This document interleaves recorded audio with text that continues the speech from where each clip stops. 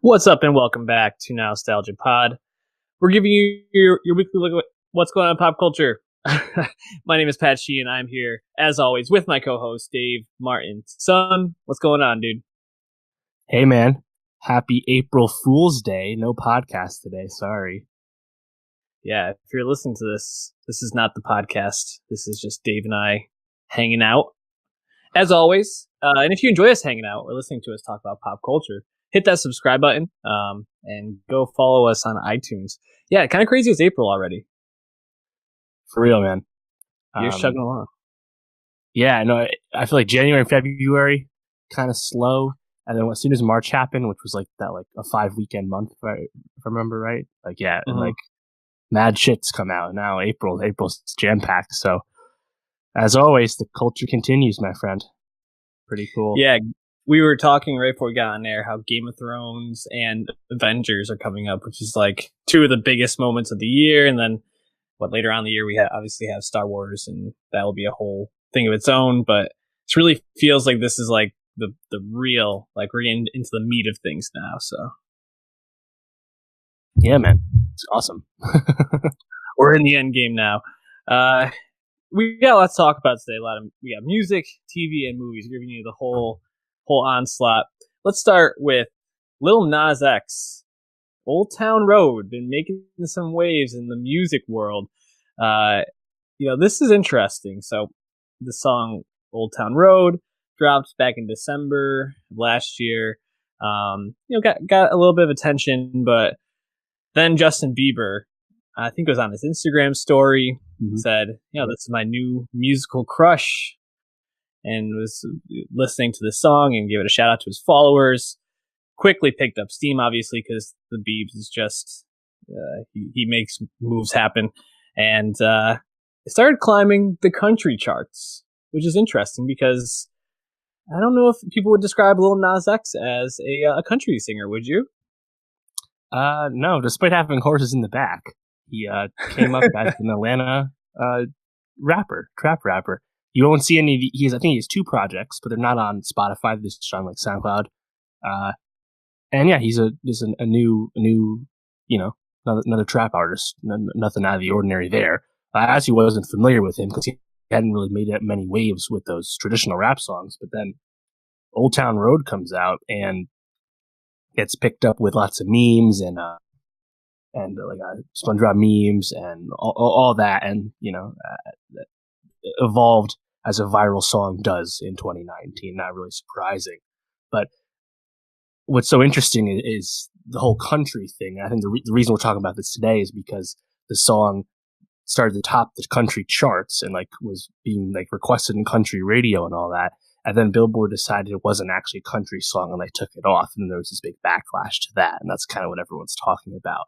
And I find it very interesting because, you mentioned Bieber shouting out a song getting big, but the song right now, as of the time of recording, is number 2 on the U.S. Top Spotify charts. It was number 1 before Billie Eilish dropped her album, which is crazy. It was the biggest song on Spotify, period, not just country. So the song is that big. I think it's top 10 globally too. So quite a massive song. Again, it's under 2 minutes. It's a pretty simple track that I would really call, I think, country trap. I wouldn't really call it country to spoil the convo upcoming. But I mean, what was your takeaway when you started to dig into the backlash to the removal of Old Town Road from the country charts? What would you make of this? Because this sounds like a very 2019 issue with the charts being so influential and a real talking point these days. Yeah, it's to call it a 2019 issue, I think actually takes away some of the history of this because, when you think about what makes country music, I guess people would consider acoustic instruments, guitars, fiddles, things like that.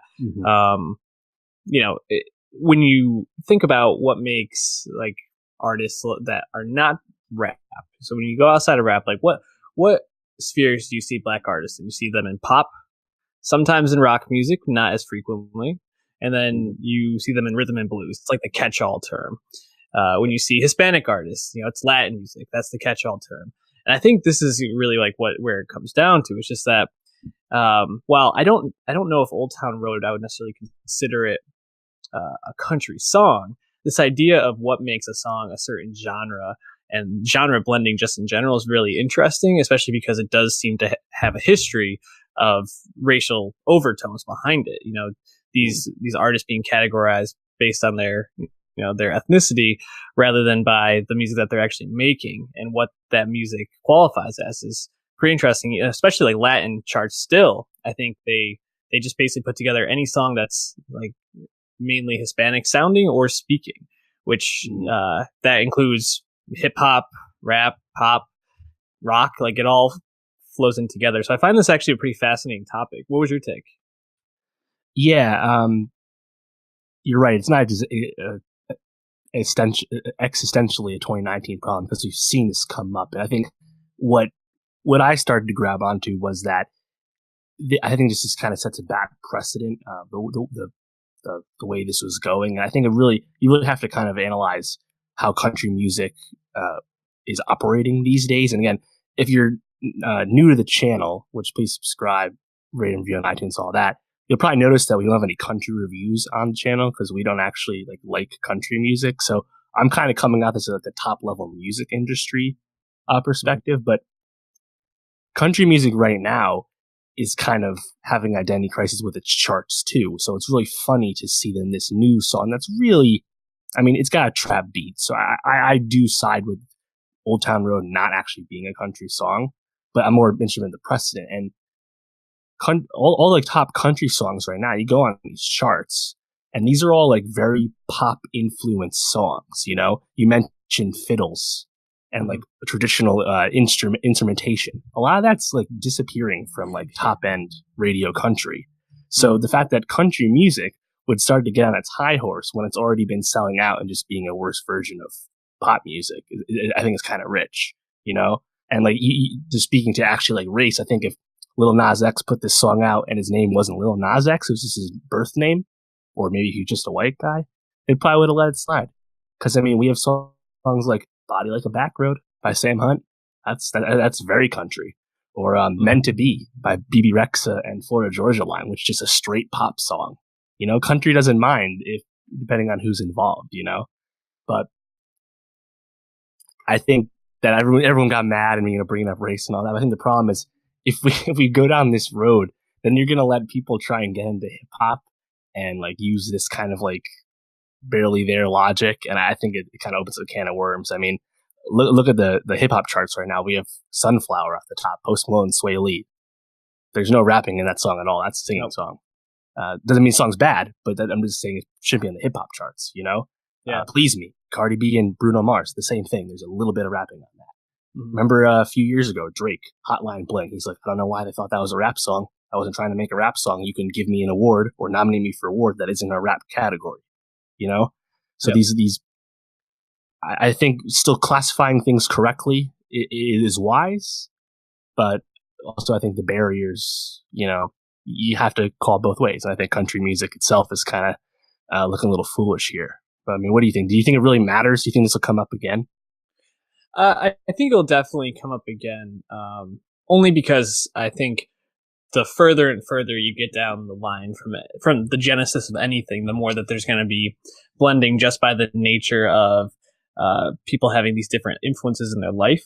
The interesting part to Lil Nas X in Old Town Road is that this seems to be him just trying to like capture an internet moment. And then this became a whole bigger issue because I supposedly the story goes, he was like, put this out at a time when a lot of like cowboy kind of memes or like Western memes were on the internet. So he just wanted Red like Dead Redemption 2 had just come out. So it's fitting, good timing. And then this really has like grabbed this discussion, which is just kind of fascinating and also like very smart of him to like put this out and like to get this kind of conversation going, which whether he intended it or not, just pretty amazing. I guess I come back to like we talked about this with like streaming, I think about a year or two ago when we talked about how they're going to use streaming into like the charts to really see who is selling the most records, what's actually most popular, is how are these gatekeeper organizations, whether it's Apple or Spotify or the Billboard music charts? How are they going to start defining these ones that do blend these genres? That, I mean, you think about someone like Chris Stapleton, he's very clearly rock and country. Are we going to have to pick a side with this? To bring in like another, it's not apples to apples here, but like in the MLB, there's an issue right now, or there's going to be one coming up next year where you're going to have to declare what position a player plays. But you do have some people that play, who pitch and hit. And it's like, is that what artists are going to have to do when they drop this music? Say like, oh, I want this to be a hip hop song. This is a country song. It's an interesting idea. What are your thoughts around that? Yeah, it's I think they're probably going to do that because all these gatekeeping organizations want to classify things. I mean, we think of something as monolithic and largely irrelevant as the Grammys. To their credit, they didn't nominate Post Malone for Best Rap Album, even though he was nominated for Album of the Year and all that. So, like, they kind of saw through that, I guess, because it didn't meet the threshold of rapping. They cited some percentage of rapping. There wasn't enough, right? So maybe if we kind of apply that kind of threshold to charts and radio placements and things like that, I don't know. But, I mean, shout out Grady Smith on YouTube. He has a great video called The Beat That's Ruining Country Music. And he talks about like clap beats and how basically country is just trying to copy what pop music's doing, just not as well.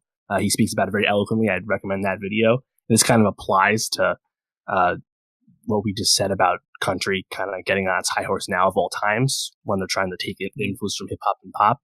But, you don't want to discourage artists, make what you want to make.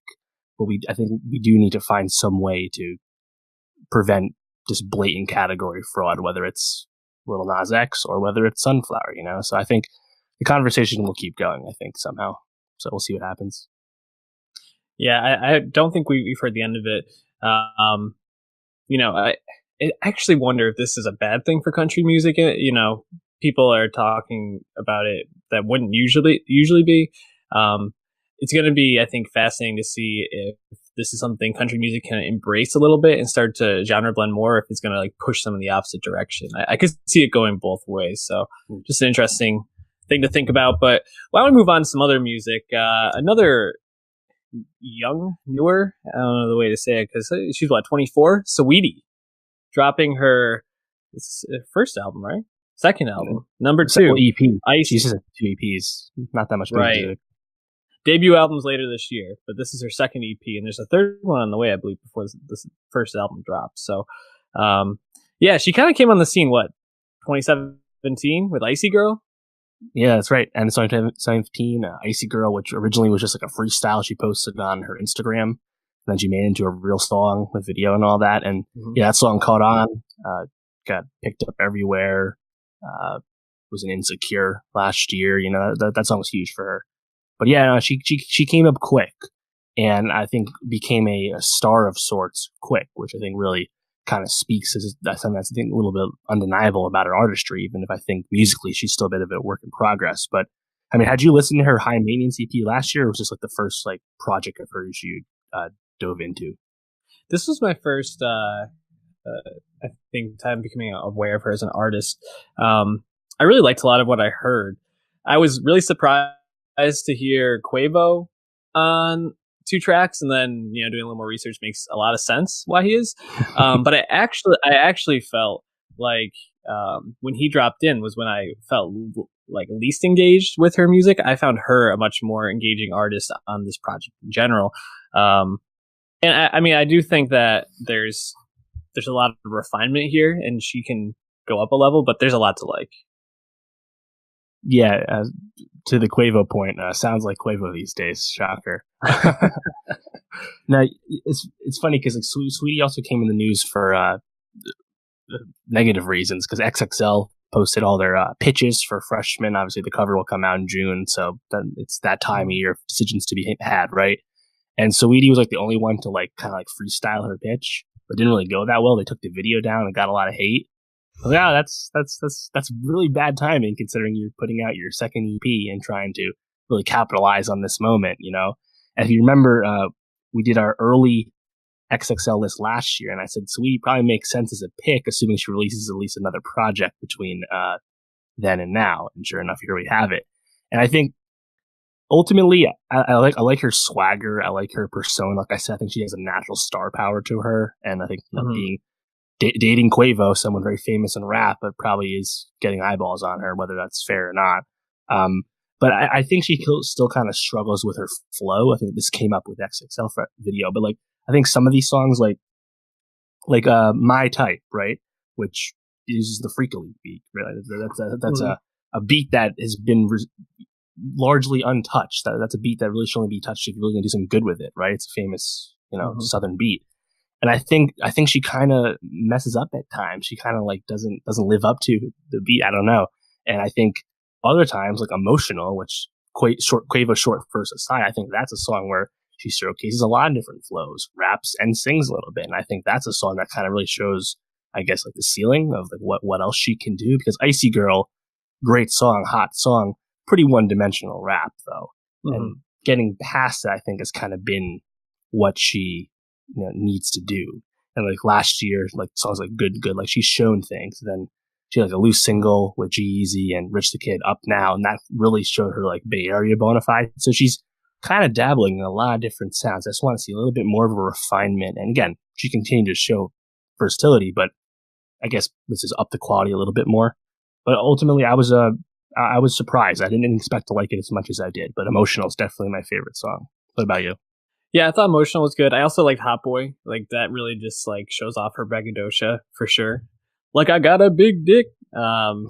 Just was, and I just like was like dying when I first heard her say that on the track. So I thought that was fantastic. Yeah, I mean, it's interesting. We have so many really strong female rappers right now. It's like it's awesome to see. And someone we haven't even been talking about, but has been dropping some really solid singles is Tierra Whack, and I'm assuming we're going to be getting a project from her soon. It's really great to see so many female artists coming up in that sphere right now, and really quality ones too. So before we move on to our last record, Billie Eilish, I wanted to ask you, do you have any thoughts on Nipsey Hussle? Man. Yeah, you broke the news to me. I hadn't been on Twitter that past hour, so I didn't miss the initial he'd been shot news. Yeah. Very sad, man. I wasn't the biggest Nipsey fan. I wasn't like super emotional the way I was with Mac Miller passed or anything, but he's always an artist that I think hip hop fans really respect because he's been around a long time and really embodied that modern day West Coast LA sound. I mean, Kendrick Lamar really respected him, and he was always a really thoughtful guy and really could really put into perspective considering the upbringing come up he really had. And I think if hopefully this puts a lot of people onto his music, because I think that there's a lot of Nipsey music, but there's some good stuff in there. And again, it's like more lyrical West Coast gangster music than you expect on the surface of when you think, oh, Nipsey Hussle looks like this, he's got gang ties, you judge him right away. But similar to like YG, he kind of has a little more under the hood once you really listen to him or watch an interview or something. So disappointing loss for sure. And I mean, you can see it online. Athletes, the whole industry, everyone is very disappointed. I mean, just this past year, the Grammys nominated Victory Lap, his album from last year, for Best Rap Album, and that was a huge look, but also really inspired choice. Nipsey Hussle doesn't have radio hits or anything, so it really showed the Grammys, getting it right in a sense. Even if I wasn't like the biggest champion of that album, it's still a really lyrical, respectable project. So definitely a tough loss, man. Unexpected, of course, like all this stuff is, but yeah, it sucks. Yeah, it's definitely sad, especially, seeing the outpouring. It seems like his influence was incredibly positive, not only in terms of his collaboration and being an inspiration, I think, for a lot of people, but also delivering a message that I think a lot of people in hip hop, especially younger people in hip hop, hadn't heard at the time. A lot of like, you don't need to blow all your money on these things. Like, you can invest it, or you can try to get skin in the game in other ways. So it's definitely sad to see these sort of things happen. Every time I break news to you, I feel like I'm just telling you that another rapper died, which is also like a super bummer. I think the last time I broke news to you was Max. So just really disappointing to see another loss like this. I'm trying to remember. Did you also text me when X died? I think you might have. I think we were we were about to record, I think. So yeah, I might have broken into you then. yep. Yeah. Anyways, moving on to teen sensation Billie Eilish. We've been kind of talking about the lead up to this album. When we all fall asleep, where do we go? Which when I first read this album title, yeah, like galaxy brain right there. It made more sense after listening to the album and seeing it was a part of a song called "Bury Your Friend." But she fascinates me, right? So she dropped this song back in was it 2014? No, couldn't have been. Probably 2016. Yeah, when she was 14. Yeah, when she was 14. Ocean Eyes, and then had a EP follow up, Don't Smile at Me, and she's just blown up in the last like year or so, or since she dropped that. Basically, she has 16 million followers on Instagram. She has modeling deals. I'm pretty sure she has brand deals at this point. She's only 17, man. I mean, just insane. And she has a very specific aura to her. At least listening to her music and seeing the public persona I've taken in of her, she gives this very like goth type vibe, like goth pop, and it's kind of fascinating that so many young people really gravitate towards this. And listening to her album, When We All Fall Asleep, Where Do We Go? I didn't know what to expect, and upon first listen, I was like, huh. This could be a 50 Shades of Grey album, I feel like. Just in terms of these, like, really, like, deep bass and, like, airy, like, very stripped down, almost lo-fi-ish, like, chords and, like, just spacey songs. I was like, man, this is some interesting stuff that is really grabbing the zeitgeist right now. But I didn't hate it. I'm wondering, what was your takeaway from this Billie Eilish album? Yeah, I also liked it a lot more than I expected to. I didn't love her debut EP, Don't Smile at Me, from August 2017. I think there's some good songs on there, like My Boy, and there's a song with Vince Staples on there, funny enough. But ultimately, I was like, yeah, she just kind of sounds like low rent Lorde to me. And like, obviously, she's indebted to Lorde a lot. Both you mentioned the goth style, which is uncommon for someone in mainstream pop music, but also the lo-fi production and the spacey beats, and then the lower register and the I guess really measured delivery when she sings and stuff. Right? There's a lot of obvious nods to Lorde's artistry, also nods to Lana Del Rey. A lot of influence all over the place. Really, I mean, she also cites Tyler the Creator as a big influence, and you can kind of see it. But this debut album, I was. Again, like you, I didn't really know what to expect. Honestly, I knew she was adored by Gen Z. Like, she's just like the Gen Z pop star icon right now. It's like her and Khalid, And I hadn't really loved a song from hers before. So going in, being a big Lorde fan, I'm going to be like, get off my lawn. I don't want this shit. Lorde's better. And I still think Lorde's better. But I came away pleasantly surprised with this. And I think there's I think she now has really realized that potential that she's kind of been lauded for already. Like, I mean, she was signed to Interscope when she was like 15, 14. Like, she's been signed to a major label for years now. And I think now we can finally point to, now she actually has some real records, some like good songs. And I think I the sky's the limit, I think, to be honest, given how popular she is and widely loved she is by her peers. So yeah, I was impressed. I mean, I'm really impressed. Also, she seems to have a very like down to earth perspective in terms of things. Like, she's gone on record saying that she doesn't use drugs or alcohol, just something that doesn't really, she's not really interested in. She's come out and said that she's diagnosed with Tourette's syndrome and something that she deals with. She's pretty open, and I think very like in tune with, that Gen Z type perspective on the world. I mean, there's a song on this called Sometimes I Wish You Were Gay or Wish You Were Gay, which I mean is, I think, something that I couldn't imagine a song title like that coming out like 10 to 15 years ago. And now this is like a main pop artist saying this. I find it very impressive. I don't know if you listen on Spotify, but when you Spotify's new feature where they have art and different like videos with the songs as they play, some really creepy like visuals along with these songs. There's like one where she is like her in a nightmare and her eyes are like bugging out, and like there's another one where it's like you're like in a state asylum and there's like a strobe light going on. I like really creepy visuals that I thought added a lot to it, which I love that Spotify feature. Great new feature. What song stood out to you the most? Yeah, so I mean the singles there's a few singles. Bad Guy, You Should See Me in a Crown, Wish You Were Gay, Bury a Friend. I think most of those songs are pretty cool. I like Bury a Friend. But the two songs that really stood out to me were All the Good Girls Go to Hell and My Strange Addiction. I thought My Strange Addiction fucking slaps, bro. Like, that's got awesome synths and mixes that in with samples of The Office TV show. Yeah. Like, tastefully, logically done. Like, I thought that song rules. And again, I didn't expect to have a Billie song I thought was so replayable, because again, she's kind of low energy on the mic and more lo-fi in production, you know?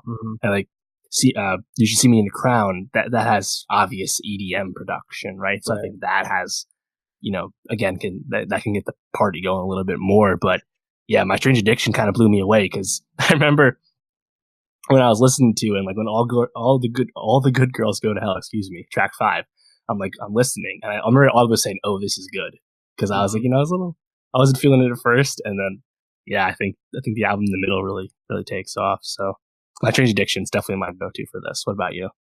I really like Bad Guy, only because you know, it has like that. All the songs on this, my one critique probably would be, I feel like there's a similar structure to these where it starts off very like lo-fi, airy, and then like slowly builds into this like drop around the chorus, and then kind of goes back to it. And it's very quiet, but then builds up. I thought Bad Guy had the most like intriguing chorus with like that weird like almost like poker face ish like sound. No. And I was like, ooh, like that. It really just caught me the way that came in. All Good Girls Go to Hell, I thought had the best lyrics around the chorus, at least. Really, I thought catchy and actually kind of like thought provoking in a sense, which I didn't expect to take away from a 17-year-old album. So yeah, props to her for being thoughtful and insightful. And yeah, I mean, My Strange Addiction is also very good. I thought the last couple songs, Listen Before I Go, I Love You, and Goodbye, kind of were just too low energy for me to really get into. But overall, the beginning to middle of the album is very strong. Very, very impressed.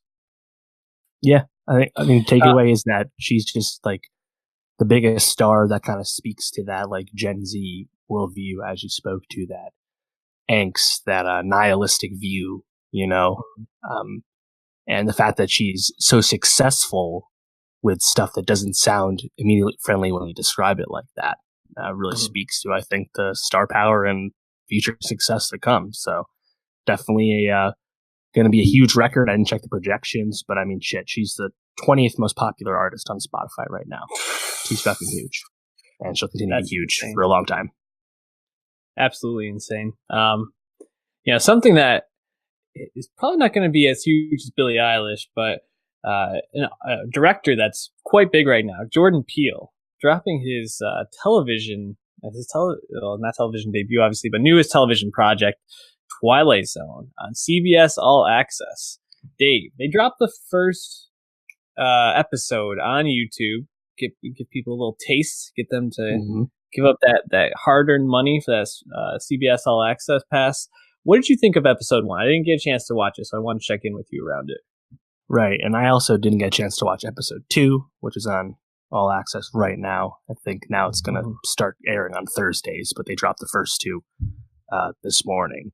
Yeah, it's funny because like it's been described as a Peele, man, us.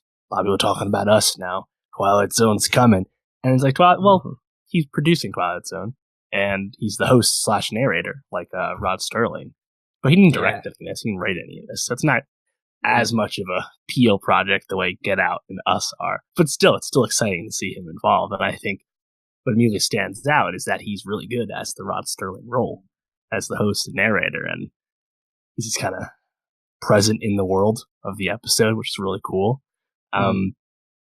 But yeah, I mean, I remember when this got announced, I want to say end of 2017, I want to say. It's like Peele's producing Twilight Zone for CBS All Access. And everyone's like, all right, well, get on CBS All Access. You got to get stuff people want to watch, and people will definitely tune into this. A smart call. Then everyone realized, wait, do we really need this? I mean, we're getting Black Mirror season 5, season 6 this year. We just had Bandersnatch. Yeah. I mean, Amazon put out Electric Dreams beginning of last year. I mean, anthology series that are commenting on technology and the modern relationship with said technology. There's a lot of it right now. Most of it's pretty good. Do we need the original, most famous anthology show to come back? They've tried to bring it back a few times. Do we need this? Fair questions. But I think it's actually definitely worth it. You know, it's funny because this first episode, I thought ultimately, it stars Kumail Nanjiani, who we love. I thought ultimately it was a little too predictable, the conceit. It's a little obvious. You kind of grasp where the episode's going, and it's one of the longer episodes, so it maybe meanders a little bit. But it's still really well done. Both it looks cool. I think it's still really sharply written, even if overall the concept's kind of easy to figure out. And this is about Kumail plays a struggling comic, which is quite meta. Love it. And he meets Tracy Morgan, who is a famous comic, and he teaches or passes on some wisdom for Kumail to improve his career. I don't want to say any more, but once you understand where it's going, you can kind of see the finish line. Mm-hmm. But I still think it's like still smartly done enough that it's like, all right, well, let me see what the next episode is. And the next one, again, I haven't seen it yet, but it has Adam Scott, and we know from the show there's quite a cast of actors and actresses we love on this show to come. So I still want to keep watching. It's not a show like The Romanoffs where it's like, man, bit of a snoozer. Don't know about this show. Then you watch the whole show and you're like, oh, wow, this was an anthology of snoozers. What a waste of time. That's not what this is. So that's exciting and good for CBS, man, because they really needed this because they got the Star Trek heads. They need more, you know? Yeah, you know, I mean, they did need something, and I feel like there is going to be fatigue eventually around these sorts of shows, especially because they're all the same structure and the same idea. I'm sure Twilight Zone will have its own twist, and I like that not all the episodes are an hour long, that they're varying it up, but I don't know. Going to be interesting. Any other thoughts before we move on? We'll be talking about it as the season goes on.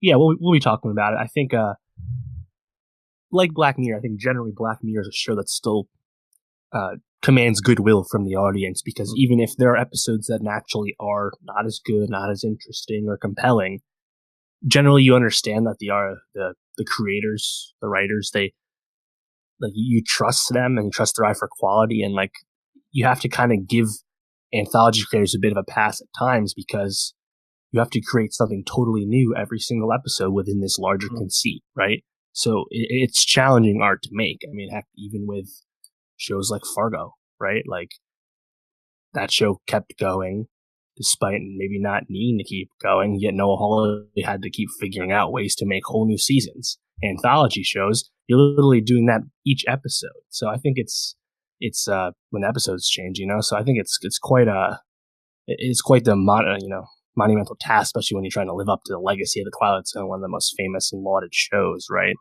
But I think it's definitely worthwhile. I'm looking forward to watching that second episode very soon, and like you said, we'll talk about the full season soon. So check it out on CBS All Access. It's only $6 a month with a week free, so I think you only need 2 months to watch the whole show, so it's not that bad.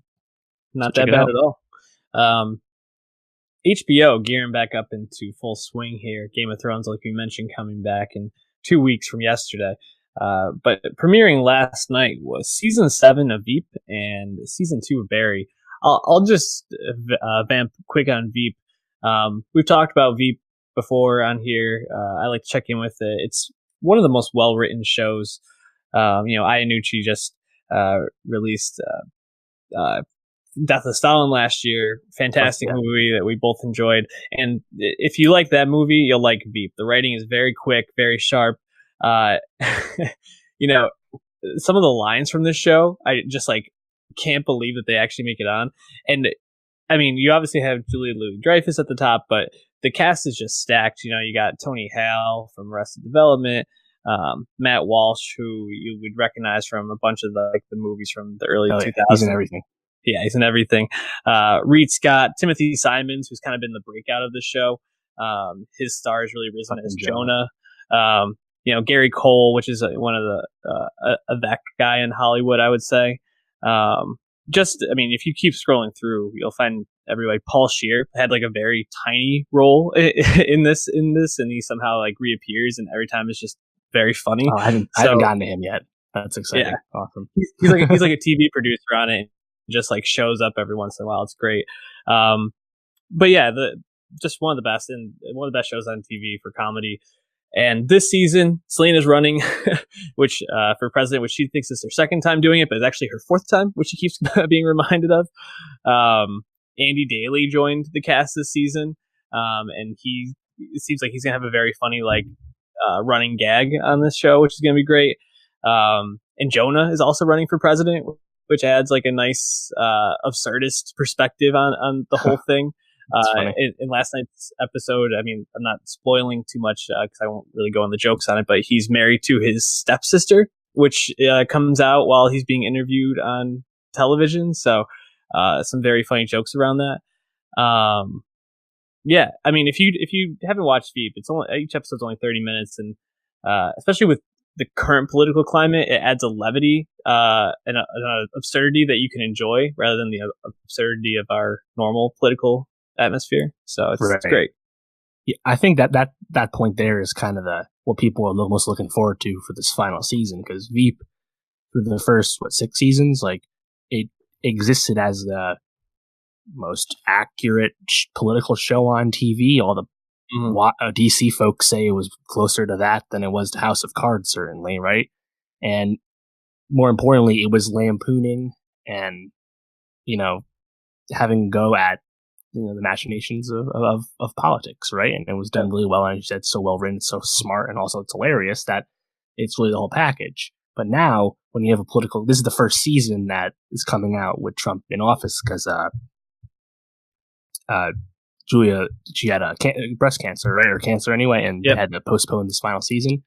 So now we have a season coming out where, the political climate is so ridiculous all the time that how can you really lampoon it? So I really want to see what this final season tries to say. It's interesting. Absolutely. Yeah, it's basically what people who have seen the whole season say is that it's different, but it's one of those shows where you're getting to see people who are just phenomenal at their job, and even if it's different, it's still one of the better shows on TV. So it's worth checking into.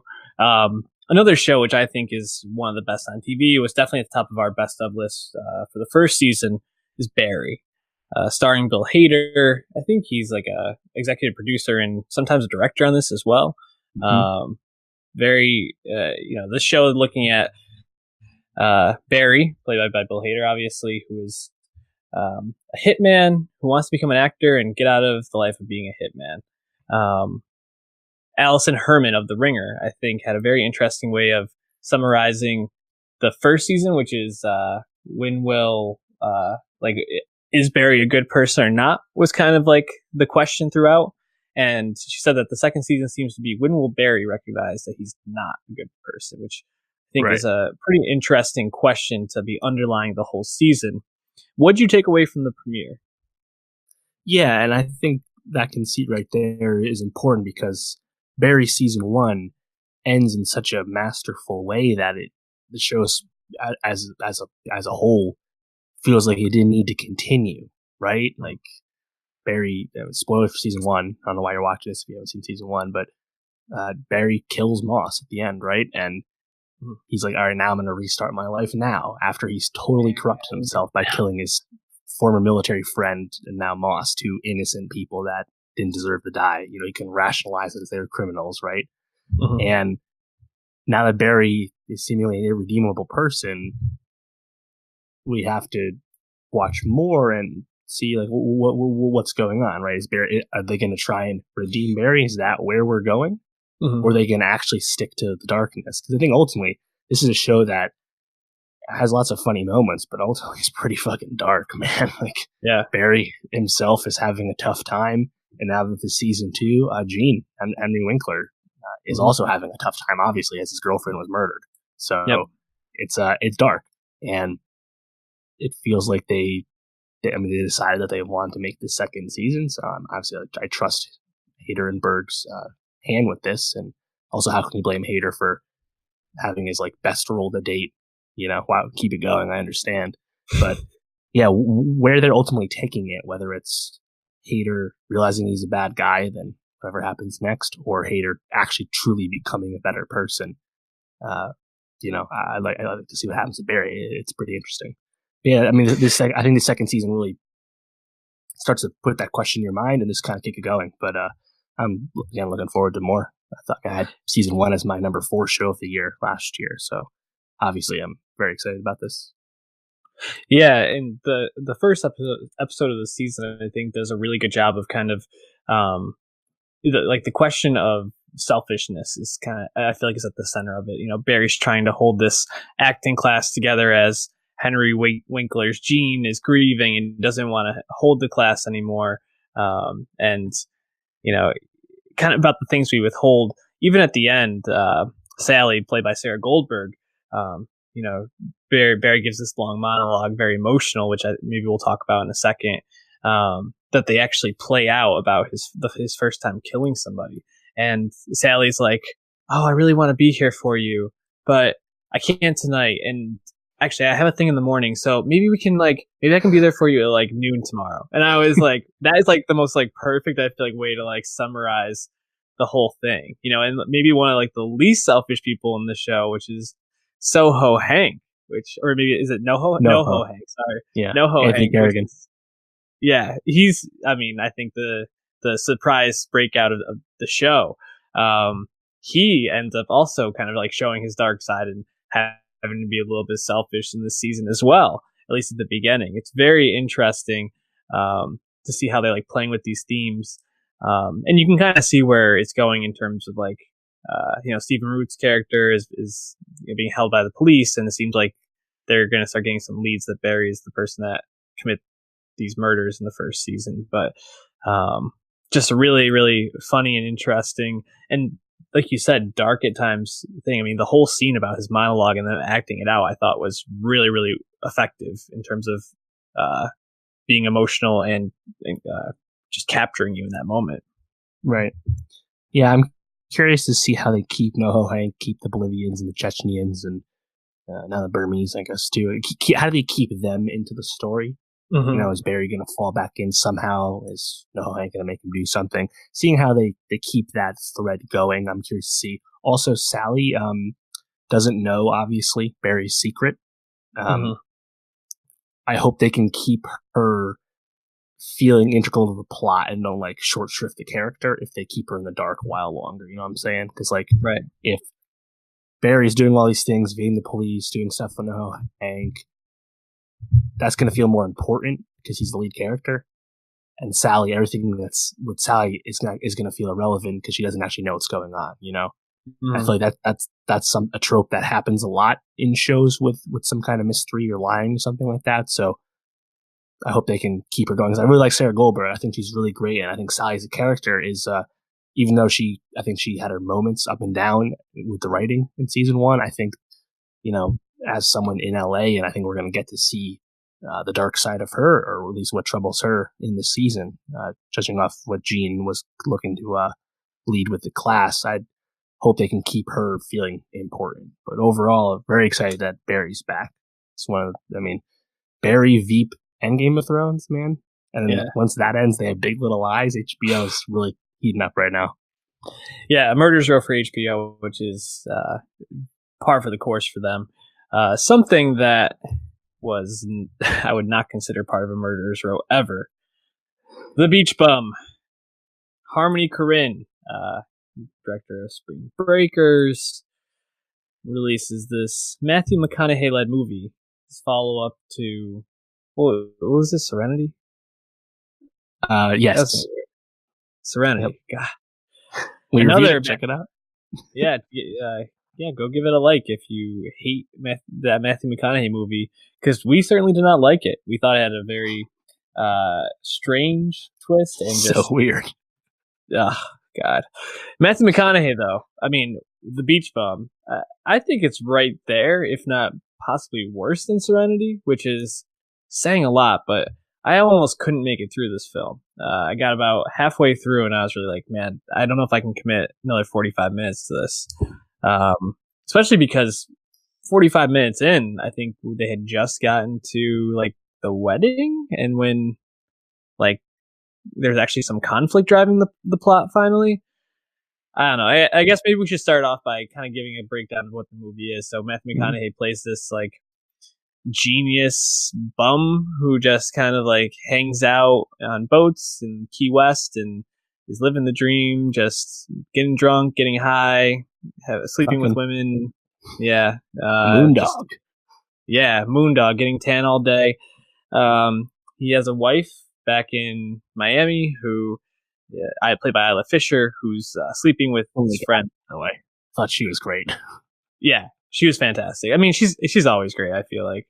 But anyway, she's having an affair with Moondog's friend Lingerie, played by Snoop Dogg, who also is playing an R&B singer. I don't know if he would make a country song or not. Who knows? And then basically, at some point, Isla Fisher dies after Moondog comes back to Miami for his daughter's wedding, and kind of about his journey from there, I suppose, is kind of the story. Yeah, I guess. I don't know. Like, what is the conflict of this? Like, people trying to make him live a normal life and him resisting that? Yeah, I think, again, the message, or if there even was attempted at one, is it's hard to grasp because I feel like there's no growth for Moondog. He just continues to be who he always was at the beginning of the movie, as he is at the end. You know, even though he loses a wife, comes into, and then out of, and then comes back into lots of money. Like, it doesn't matter. He just is who he is. Mm-hmm. And I guess because he's true to himself and knows who he is, he's happy, and that's all that matters. Okay, sure. The problem is that the movie can be a tough hang at times, because I feel like it really starts to spin its wheels, you know? Mm-hmm. Because, again, Moondog doesn't really change, so you're just kind of seeing Moondog do the same shit in a different spot. Yep. And I think there are very amusing cameos. Zac Efron, Martin Lawrence. I thought both those guys went balls to the wall, especially Efron. And Lawrence's scenes just are fucking ridiculous. Yeah. They're funny. But it's like, because the plot doesn't have like really any forward momentum after what happens to Fisher happens, it's like, it doesn't feel like it really matters. Yeah. And like, I'm watching the beginning, I forget what exactly I saw, but I saw something that like made my mouth drop. Maybe something he said, I forgot. And I was like, this is pretty fun. This is, you know, he's clearly off the reconnaissance. He's been off that, as we've known. Okay, cool, I'm with it. And then it just continues to just devolve, you know? Yeah. The stuff with Snoop Dogg stuff was pretty funny. But yeah, just the story is just so, I guess, unbelievable, because there's just a total lack of consequences the whole time. And like, no one can say no to him because he's this deep prophetic orator, I guess. Mm-hmm. This is tough to grasp, you know? Maybe if I saw it when I was fucked up, maybe I'd appreciate it a little more. Yeah, that was actually my thought as I was leaving the theater, was I probably should have just gotten high before I saw this, and maybe I would have enjoyed it more.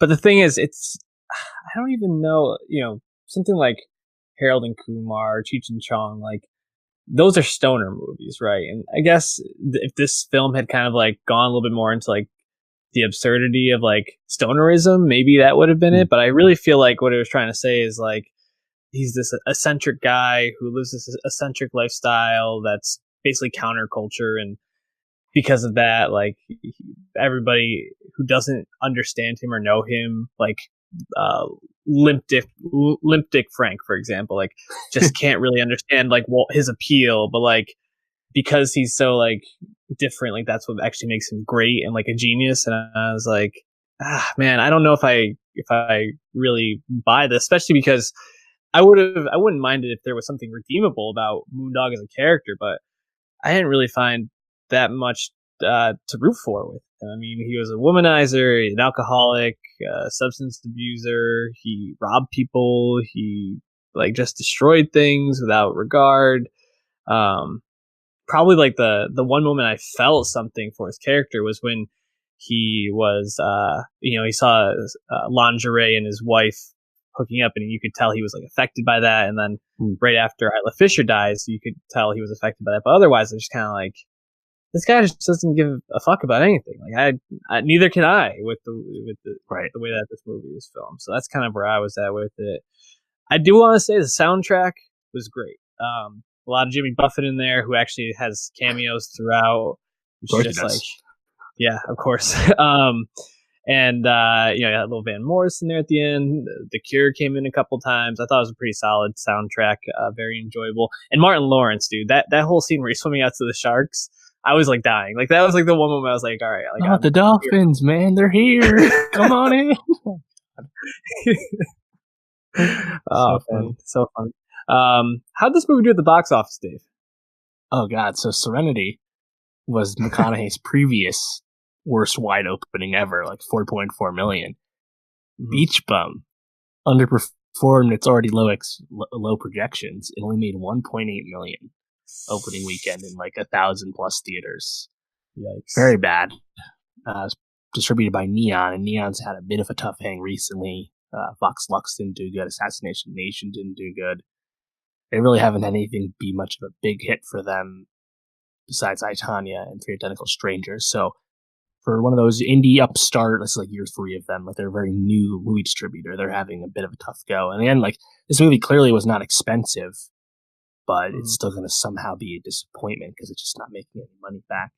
And ultimately, like thinking about Spring Breakers, Korine's past movies, really reminds me of Harmony Korine just as a figure in the film industry and just kind of the weird career he's had, and whether this bomb, right? I wonder if this really hurts his ability to get things financed because he's already making something at such a low scale. And like, because I was really interested in him initially, just because I mean he wrote Kids when he was 19, and Kids, influenced mid 90s, which kind of last year, and kind of one of those cult classic movies about pre-Giuliani New York City, representing teenage kids, and really dark, fucked up movies, really controversial, but I think really says a lot, has a really cool message, and really stands up today. I mean, I only just saw it recently, and the fact that he decided to take the goodwill he had, and again, this was back in the 90s, he's made other stuff since then, wrote other stuff since then, but the past 2 films being Spring Breakers and Beach Bum in like a 6-7 year span, just kind of disappointing, because you just feel like he could bring more to the table. But yeah, I mean, Beach Bum, honestly, like, if you just want some dumb BS, I'd say watch. You might be amused, but like, I was expecting a little bit more, to be honest, and just didn't get it. And Jonah Hill, I love Jonah Hill, and I thought his antebellum accent as Moondog's agent, like, I thought that was funny, but it clearly came off as acting and like fake, I was like, I don't know, this is not Joe. Like, Jonah's barely holding it together doing this 1860s Southern accent, Why don't we move off Beach Bum? I can't even care anymore about it. What about Dumbo? Tell me, did you enjoy it? Yeah, so Dumbo, I think Dumbo's okay. Dumbo, it's kids. It's ultimately it's a kids movie, and what I mean by that is its messaging, its storytelling is not subtle at all. It's very straightforward, on the nose, all that. So as an adult, it's tough to really glean too much from Dumbo besides just what it is on the surface. And like, critics, and this movie is underperformed the box office, only 45 million. That's really the worst of the big Disney reimaginings of classic animated movies. And the critics are pretty down on it. And I think, kind of brings up the cynical point a lot of people bring up. It's like, why do these movies exist in the first place? And ultimately, I think we mentioned at the end of the past few pods, it's like Dumbo came out in, was it 1941? Literally the fourth Disney animated movie ever. Dumbo itself is only an hour and change long. Dumbo doesn't even talk. Does Dumbo have a lot of hardcore fans? So we need a remake, a reimagining of Dumbo? And the answer was no. I don't think we needed this. And the fact that it was made by Tim Burton, but Tim Burton doesn't really bring anything to the table these days. It's disappointing. I mean, like, it's truly a reimagining. Like, there's all these new characters, there's all this new plot. Most, like, Dumbo looks really sweet. And I think everything in the original Dumbo film that they keep is front loaded at the beginning of this new one. And it changes, and a lot of human characters, but they're really archetypes. Like, you understand exactly what they're doing, and they don't really bring much to the table. Like, Michael Keaton looks like he's having a fun time, but he's clearly obviously the bad guy. Yeah. And Danny DeVito is having a great time as Medici, the leader of the circus, but he only can do so much because all these characters are really one note. Like, the plot is largely driven by Colin Farrell, this World War I veteran, and his two kids, little young kids, and the kids, again, they're not subtle at all. So, like, the fact that they're driving the plot, when if you took them out of the story, they probably wouldn't have mattered at all. I think says how, like, thin the story was, but I mean, the Dumbo CGI was good, and Dumbo flying scenes were cool, but yeah, it just doesn't elevate the Dumbo story enough, and I guess a Dumbo reimagining probably never could do that. So I don't know if it's tough to really ask much of it. I mean, the pink elephant scene that's famous in the original one, that comes back in a cool way. I like that; it looked cool, but ultimately the message is like about like not selling out to the corporate overlord who's Keaton, which is just really rich because the movie's coming from Disney, who is taking over the film industry. So it's really hard to get down with that message, even if you tell it really simply. So yeah, I think it's okay. And ultimately, even if this loses some money for Disney, it's not going to matter at all because they have Aladdin, The Lion King, Maleficent 2, and Mulan coming out in the next year. And start from Maleficent, those other three are Disney Renaissance remakes from 89 to 99. You know, the most nostalgic period of Disney animation for people these days. So ultimately, I think the movie, the takeaway is what it was when it got announced. Don't think we really needed this one. Yeah, and the more and more I think about why they're putting these all together, it seems pretty obvious they just want to get these live action films out and have people see them before they release their streaming service, so that if somehow you haven't watched Disney films or you needed another reason, they'll be on there, and that'll probably be the only place you can see those. So gonna be pretty interesting just how these kind of play into the streaming war, especially with the way it's going. I mean, Aladdin, the second trailer looked a lot better. I thought I saw it before Beach Bum, and I was a lot more excited after seeing that. Just a side note, Once Upon a Time in Hollywood on the big screen, that trailer, I could not be more excited to see that movie. But and Lion King, I think is going to be can't miss, just with that voice cast and what we have seen of the animation so far looks incredible. So definitely going to be interesting to see as I wrap up the year. And I think it's time to wrap up the show. Any closing thoughts for the people, Dave? So the other announced Disney remake of sorts is The Hunchback of Notre Dame, which just got first mentioned back in January. Josh Gad perhaps involved. And that, again, that's a Disney Renaissance era film. But I'm wondering how that one will do, because that one doesn't seem as popular as obviously Aladdin or Lion King, right? So I'm curious to see if they really go forward making that one, because again, it's not dated or anything yet, and Mulan comes out early next year, and then there'll be nothing left on the calendar of this type of remake of sorts.